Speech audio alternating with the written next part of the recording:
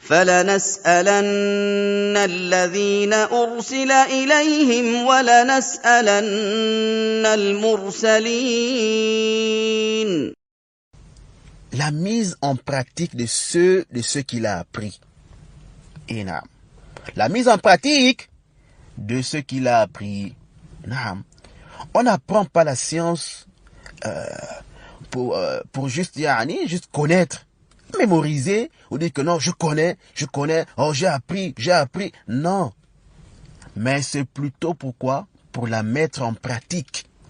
Le but de l'apprentissage, ya ikhwa, c'est d'œuvrer avec. Voilà pourquoi l'imam Sufyan al-Thawri, rahimahullah ta'ala, disait « Innama yuta'allamu al-ilmu liyuttaqa Allahu bihi » Innama yuta'allamu al-ilmu liyuttaqa Allahu bihi. C'est rapporté de façon authentique que l'imam Sufyan al-Thawri disait « On apprend cette science que pour craindre Allah avec ou à travers elle. » Voyez-vous. On apprend cette science-là que pour craindre Allah avec cette science ou à travers elle. Alors, ta science doit te conduire à la crainte d'Allah, Jalla wa ala. Faire, n'est-ce pas, ce qu'il aime et agrée. Délaisser ce qu'il n'aime pas et déteste. Et si ta science ne te conduit pas à cela, mais plutôt malgré ta science, tu fais le contraire de ce qu'Allah veut de toi, tu n'œuvres pas conformément à ce que cette science implique, alors mon frère, remets-toi en question. Et prends conscience avant qu'il ne fasse trop tard. Car cette science sera un argument contre toi, Yawm al-Qiyamah. Voilà pourquoi, comme disent certains ulama, certains savants, que l'étudiant en sciences ne doit pas s'écarter ou s'éloigner de cette parole de l'imam Sufyan al-Thawri. En fait, cette parole doit être comme une règle pour lui. Il ne doit pas l'oublier. Elle doit toujours lui revenir à l'esprit. Et voilà chaque cas que cette parole de l'imam Sufyan a des bases dans les textes de la législation. La chaque cas fi dhalik. Qu'Allah Jalla wa Ala nous accorde la bonne compréhension de son dîn.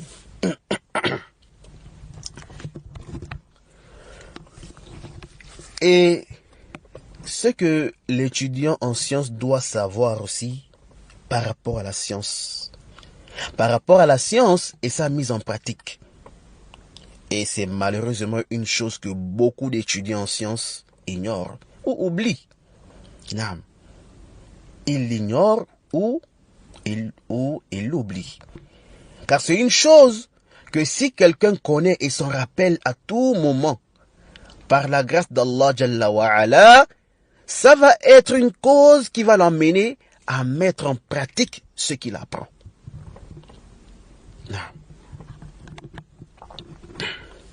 Quelle est cette chose-là? C'est le fait de savoir que la quête de la science, malgré tous les mérites qui sont venus à son sujet, malgré tous les textes qu'on rapporte sur les mérites de la science et la quête de la science, alors il faut savoir que la quête de la science est une wasila. La quête de la science est un moyen pour atteindre une autre chose. On vise une autre chose derrière ça. C'est un moyen qui permet d'atteindre un objectif et un but bien précis, qui est le fait, n'est-ce pas, de la mettre en pratique, la mise en pratique de ce que tu as appris.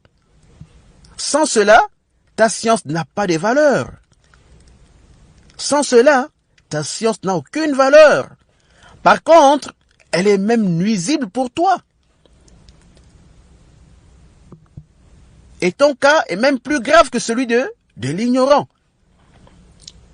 À quoi sert d'avoir la science et ne pas la mettre en pratique? Alors que tu connais, tu es capable de mettre en pratique tes connaissances. Tu n'as aucune cause qui t'empêche de la mettre en pratique. Tu n'as aucune excuse. Voyez-vous. Et les ulama nous rappellent cela à tout moment. Et nous tirons même ça de cette parole de l'imam Sufyan al-Thawri, qu'on a lu à peine. Le but de chercher la science, mes frères, c'est de connaître et de mettre en pratique nos connaissances. Voyez-vous. Et la mise en pratique de cette science-là apporte la bénédiction, la baraka dans la science. Et fait partie de la mise en pratique, fait partie de la mise en pratique de la science, le fait de se débarrasser des maladies du cœur, telles que le suivi de la passion, l'orgueil, le fait de ne pas reconnaître le mérite qu'Allah subhanahu wa ta'ala a accordé à ceux qui te dépassent en science. Tu veux les rivaliser. C'est toi qui dénigres les savants. Tu les insultes. Tu ne les respectes pas. Hum rijal wa nahnu rijal. Ce sont des hommes comme nous, dis-tu. Tu ne veux pas reconnaître que tel étudiant en sciences a plus de science que toi. Tu le jalouses. Tu fais l'orgueil. Tu veux même salir et éteindre son image. Pourquoi? À cause du bienfait qu'Allah lui a accordé. Tu es loin de ce qu'on appelle l'humilité. Tu es orgueilleux. Tu te prends pour le plus grand connaisseur et autres.